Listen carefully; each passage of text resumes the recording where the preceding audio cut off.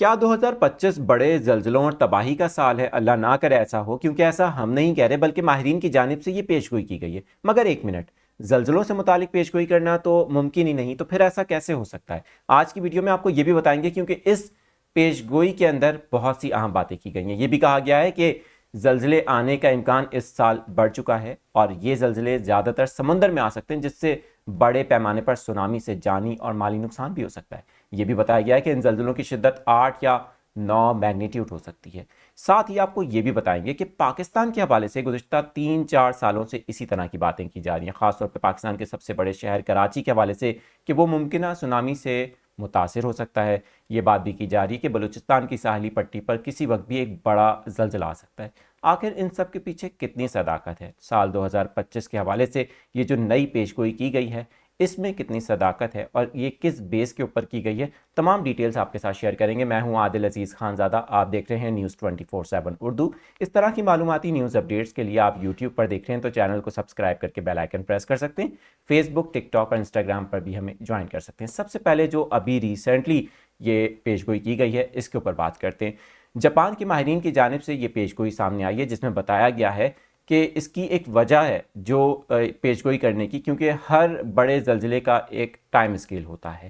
اسی طرح سے پاکستان کے حوالے سے بھی سیم یہی بات کی گئی۔ ابھی پاکستان کے حوالے سے بات کریں گے، لیکن ایک منٹ رکیے۔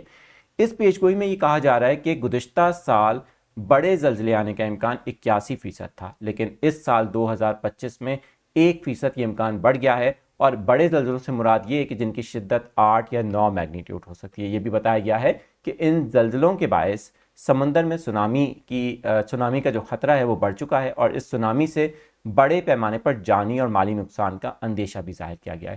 جاپان کی حکومت کی جانب سے یہ پوری ریسرچ کروائی گئی ہے، اور وہاں پر کمیٹی بنا کر اس کے اوپر پورا ڈیٹا جمع کیا گیا، اور کیونکہ گزشتہ کئی سالوں کا ڈیٹا جمع کرنے کے ساتھ ساتھ ایک بڑے زلزلے جس کی وجہ سے یہ خدشہ ظاہر کیا جا رہا ہے کہ ہر بدلتے وقت کے ساتھ کسی بھی بڑے زلزلے کا امکان موجود ہے۔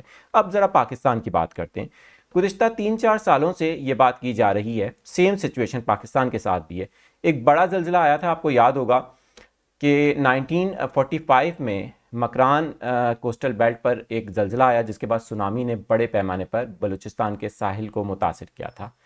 اس زلزلے کو ایک ٹائم ہوتا ہے زلزلے کا، جو کہ ٹائم اسکیل ہوتا ہے، وہ تقریباً مکمل ہو چکا ہے۔ 2020 سے مسلسل ماہرین کی جانب سے خدشہ ظاہر کیا جا رہا ہے کہ کسی وقت بھی اسی علاقے میں، کیونکہ یہ زلزلہ آیا تھا 1945 میں، اس کی شدت 8.0 یا 8.1 ریکارڈ کی گئی تھی، اور اسی شدت کا اگر زلزلہ دوبارہ آتا ہے تو اس سے کراچی کے متاثر ہونے کا بھی اندیشہ ہوگا، کیونکہ کراچی اگر متاثر ہوتا ہے تو سونامی کی لہریں کراچی کو کافی حد تک متاثر بھی کر سکتی ہیں، اور اس سے تباہی کا بھی خدشہ ظاہر کیا جا رہا ہے۔ لیکن یہ پیشگوئی ایسا نہیں ہے کہ صرف اس سال کے لیے کی گئی ہو، یہ پیشگوئی گزشتہ کئی سالوں سے کی جا رہی ہے۔ ایک بڑے زلزلے کا جب ٹائم اسکیل مکمل ہو جاتا ہے تو اس حوالے سے یہ کہنا ممکن نہیں ہے کہ کیا اس طرح کا زلزلہ 2025 میں ہی آئے گا یا پھر آنے والے چند سالوں میں۔